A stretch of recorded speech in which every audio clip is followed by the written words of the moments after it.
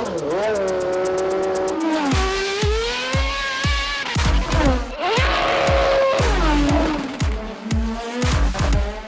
listening to Auto and Operator, where we discuss everything in and around the Verizon INDYCAR series. Hi, I'm your co-host, Andrew Miller. And today we have a hot topic of debate, and that is, should ovals be included on the Verizon INDYCAR schedule from, let's say, 2020 onwards?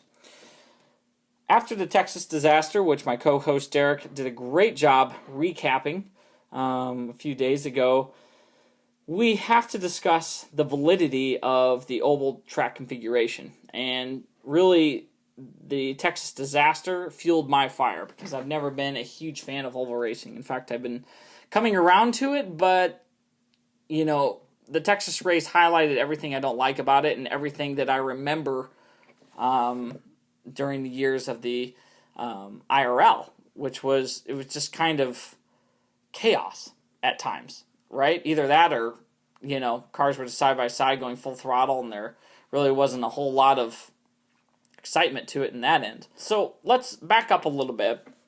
The reason I got wound up today and wanted to talk with you guys in particular was because I was listening to another podcast, Marshall Pruitt's podcast. So go ahead and Google Marshall Pruitt at Podbean.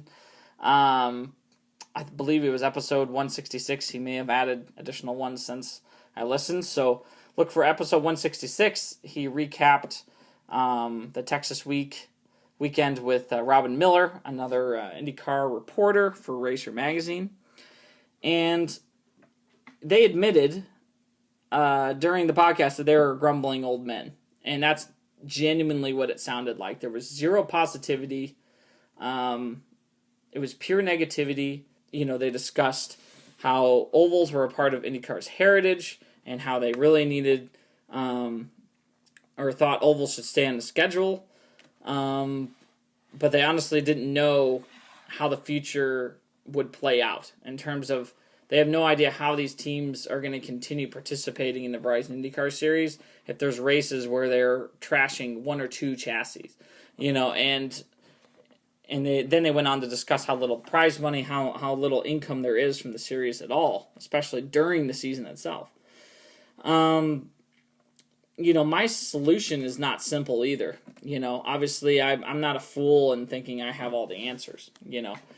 But because I'm young and because I do not have the bias that they do, seeing even the Indianapolis 500 in, you know, it's on all its glory back in the day with prototypes participating and obviously growing up for me more in the kart days where there's a majority of the events were road courses like it is now, I never associated oval racing with open wheel racing. To me, there was Formula One, there was kart, and a majority of the races were road course races or street course. And to me, I still see that as the future of IndyCar because if you show any average American an oval track, even Indianapolis, they would say that's a NASCAR track. And they're right. For what, 25, 30 years now, NASCAR has been the premier forum of motorsports in the United States, making the most money, having sponsors pay for virtually everything. Even though they've kind of plateaued here, so what? They're the most popular form of motorsports. They've made a stick and ball version of motorsport.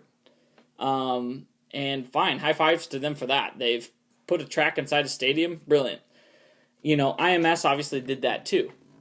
But due to the split, various other reasons, I'm sure the old farts could go on about this all day, IndyCar did not progress, you know, basically from the late 90s onwards. So here we are in the here and now. We have an affordable car. We have teams that are, in general, getting along in a relatively unified series, but we're still clinging on to this oval thing. We have to have ovals. And to me, outside of the Indianapolis Motor Speedway, why do we need ovals? You know, I would think of the Indy 500 as not an oval event, but it's the flagship event. Just like Monaco is the flagship event for Formula One, or Le Mans is for the World Endurance Championship, it doesn't matter what the track actually is or how good it is. You know, Le Mans doesn't look all that exciting. Neither does the Indianapolis Motor Speedway. And hell, you can't even pass on the Monaco track, right? So how good of tracks really are these? But they have so much history, so much prestige, and they are the flagship event that they will always remain constant.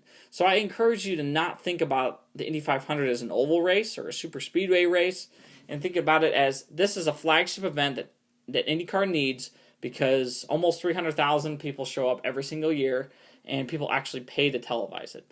This is a key fundamental aspect of a profitable series. Moving on, how do we organize a schedule? How do we get events that complement a race so huge as the Indy 500? Well, in my opinion, they're doing, the right things for the most part. And I'm speaking of Jay Fry and even, Miles himself. I mean, these guys are doing a reasonable job because they're getting tracks back like Road America, for example. There's nothing not to like about that venue. It has an incredible amount of heritage for Indy cars. I don't care which old fart you talk to. There's no way they can tell me that Road America doesn't have a place on an IndyCar schedule. So, it's certainly as much heritage at Road America as we do at any oval track. I can tell you that much. And I'd also challenge anybody to tell me an oval race that's been nearly as successful as the Indy 500. Outside of the Indy 500, IRL, for example, they did all ovals. Were any of them even close to as popularized? No. Because the point is, we lost the oval battle, guys. The oval title goes to NASCAR. NASCAR is ovals. Ovals are NASCAR. IndyCars, however, we have a chance to not reinvent the wheel, but to approach road courses with maybe a little bit more generosity and celebrate the past of Road America. Watkins Glen, that's a legendary track. Mid-Ohio, obviously. And, maybe in the future, trying to get to places like Road Atlanta. And obviously, there's a ton of history being built in the modern era with the Birmingham track. These are collectively great events that have become, I think, really family-friendly, have kind of that old-school road racing mantra to them, and obviously flagship events also like Long Beach, where we join hands with other road racing series as a celebration of road racing. I mean, we need to embrace this identity, because I think it's killing us that we're trying to, essentially have a little bit of this and that. The whole diversity in the track configurations, it's great if it works, but the problem is it's not, because ovals are almost always bad. Maybe to connect the dots between these legendary road courses in the future and the Indy 500, for example, we just got to find a few key street races to do. And find your little niche cities that really enjoy seeing the cars up close, hearing the noise.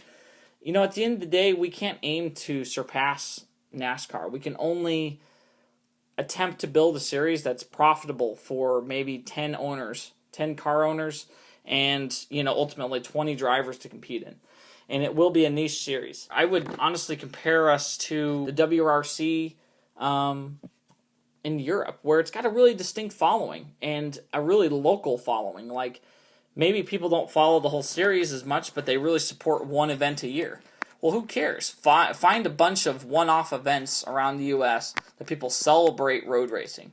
Even if they don't pay attention to the whole series as a whole, at first we need to get them really excited about individual weekends. And you can do that by really pushing the history and going to places that has deep road racing roots. You certainly know my opinion. We don't need ovals. We don't need the carnage. We don't need the headache. We don't need the potential deaths and injuries. We already have a badass factor. And that's the fact that, all of IndyCar tracks are not nearly as sophisticated as Formula One's, with huge runoffs. And, while there's some negatives to that in general, that breeds badass drivers. Because you have a lot of things to hit, a lot of awkward accidents to have. You have a lot of grass and not a whole lot of pavement. And at the end of the day, that makes it harder to go faster. So we're very distinct for Formula One. We do not need to be doing ovals to impress anyone. Because at the end of the day, 5,000 people are watching the race, and the drivers make less than that in prize money. So thanks for tuning in. Please leave a review. We'd love to hear from you. We'd love to debate with you. We're all about the preservation and the growth of the Verizon IndyCar series, and we will continue to support it no matter what. Have a good day.